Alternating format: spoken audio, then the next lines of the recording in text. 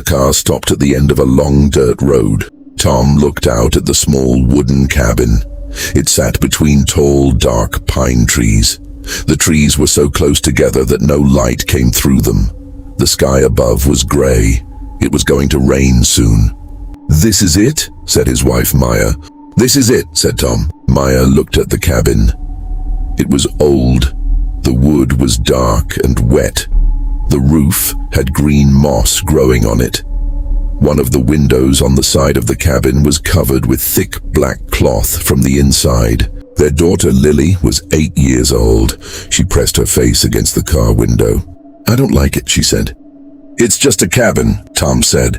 "It's going to be fun. 3 days in the forest, no phones, no school, just us." They got their bags and walked to the front door. Tom found the key under a rock, just like the rental website said.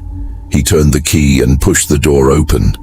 Inside it smelled old, like wet wood and something else, something Tom could not name. The smell was sweet and bad at the same time. There was one big room, a small kitchen, 2 old sofas, a fireplace full of grey ash, a door at the back that led to a bedroom, and on the front wall, a large window that looked out at the trees.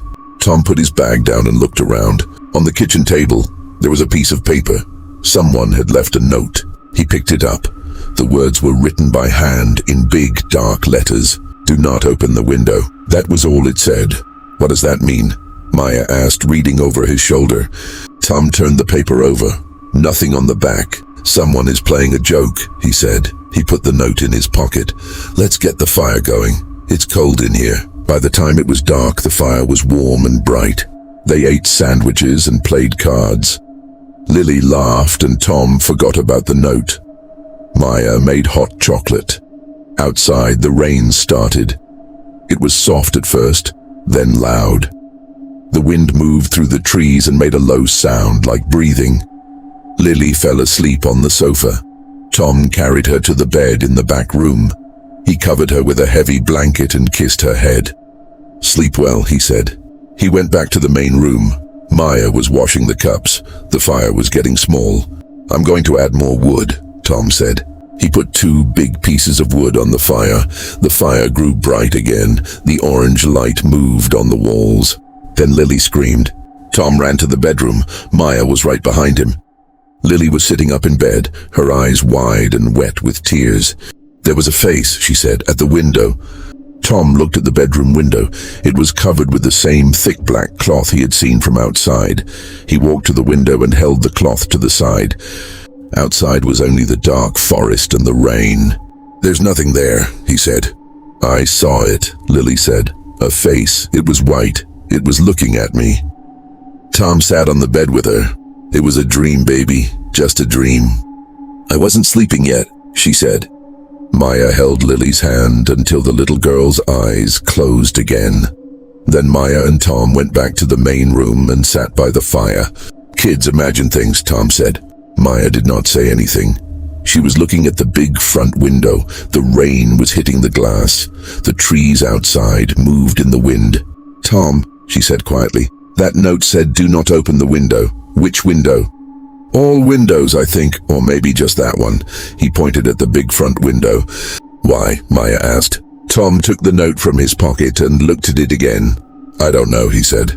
In the middle of the night, Tom woke up. He was on the sofa. The fire was almost out. The room was dark and cold. Maya was asleep on the other sofa. He heard something. It was coming from outside the big window. At first, he thought it was the wind.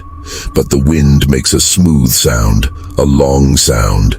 This sound was different. It was broken. It stopped and started, like someone trying to speak. Tom sat up slowly. He did not turn on the light. The sound came again. It was soft, almost like a voice. Tom walked to the window and looked out. He could see nothing. The glass was cold and wet with rain. The forest outside was completely black. The sound stopped. Then very slowly something moved outside. It was close to the glass, very close. Tom could not see what it was. It was dark. It had no clear shape, but it was moving toward the window, getting closer. Tom stepped back. The thing pressed against the glass. Tom saw a shape, not a clear face, but the outline of one, a head, two dark holes where eyes should be, a wide, low mouth. It did not move, it just looked. Tom could not speak, he could not move, his whole body felt like ice. Then the thing made the sound again. Up close, Tom could hear it better. It was saying something, one word, over and over. Open, open, open. Tom stepped back again and hit the sofa behind him. He fell. The noise woke Maya. "Tom, what is it?" "Don't look at the window," he said. His voice was shaking. "Don't look." Maya looked. The thing was gone. The window was empty, just rain and black trees. Maya put her hand on Tom's arm. "You were dreaming." "I was not dreaming," Tom said. The next morning, Tom drove to the small town 10 miles away. He found a petrol station. Inside, an old man sat behind the counter reading a newspaper. Tom put the handwritten note on the counter. "Do you know this cabin? The old rental place by Miller's Road?" The old man looked at the note. His face changed. "You're staying there?" "Yes, 3 days. My wife and daughter are there now." The old man put down his newspaper. He looked at Tom for a long time. "Sit down," he said. Tom sat on a small plastic chair. The old man came around the counter and sat across from him. 15 years ago, the old man said, a family lived in that cabin. Not renting, living. A man, a woman, 2 boys. "What happened to them?" Tom asked. "No one knows for sure. One night the neighbors down the road saw lights, heard screaming. By the morning the family was gone. No bodies, no car, no bags, just gone." Tom felt cold. "What does that have to do with the window?" The old man looked at the floor. "People in this town say something lives in those trees, has lived there a long time. Before the cabin, before the road. Something old." He paused. "It cannot come inside. That is what they say. It can only come to the glass. And if you open the window, even a little, it can reach inside." Tom stood up. "That's not—" "I am not finished," the old man said. "They found one of the boys 3 weeks after the family disappeared. He was in the forest, alive, but not right. His eyes were wrong. His skin was wrong. He kept saying one thing." Tom already knew what was coming, but he asked anyway. "What did he say?" "He said he opened the window," the old man said. "He said his mother opened the window because she thought she heard a baby crying outside. She just opened it a little, just for a moment." Tom ran back to his car. He drove fast, too fast. The dirt road was wet and his car moved side to side. He almost hit a tree. He slowed down. His hands were shaking on the wheel. He pulled up to the cabin. The front door was open. Tom ran inside. "Maya, Lily." The room was empty. The fire was cold. The cups from last night were still on the table. "Maya!" "In here." Maya's voice came from the bedroom.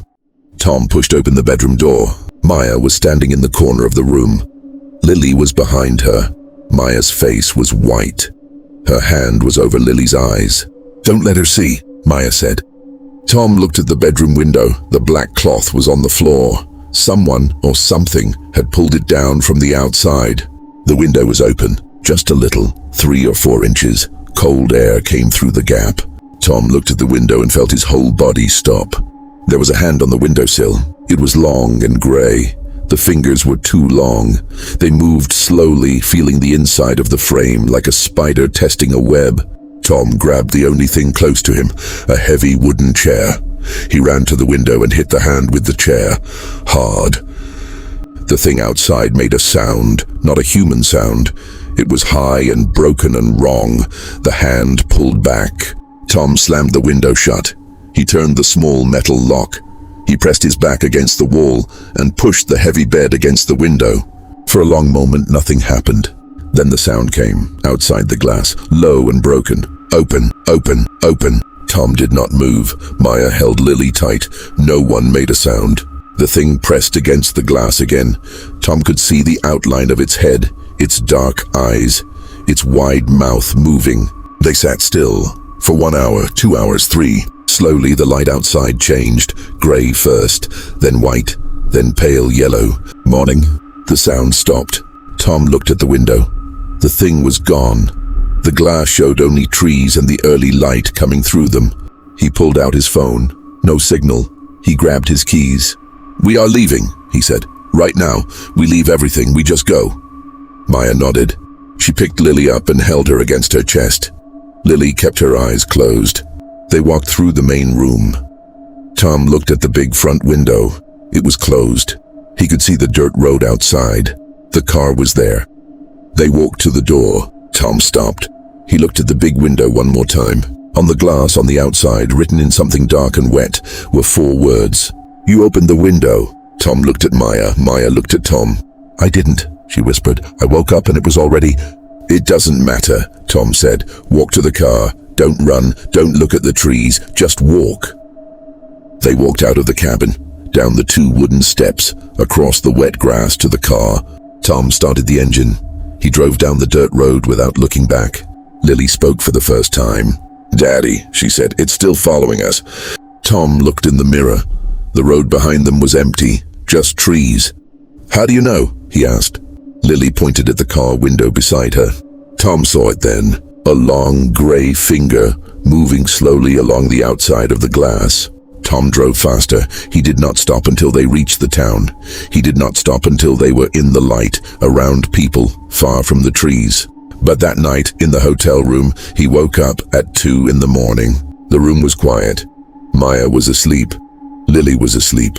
He looked at the window. The curtain was moving. Someone had left it open, just a little.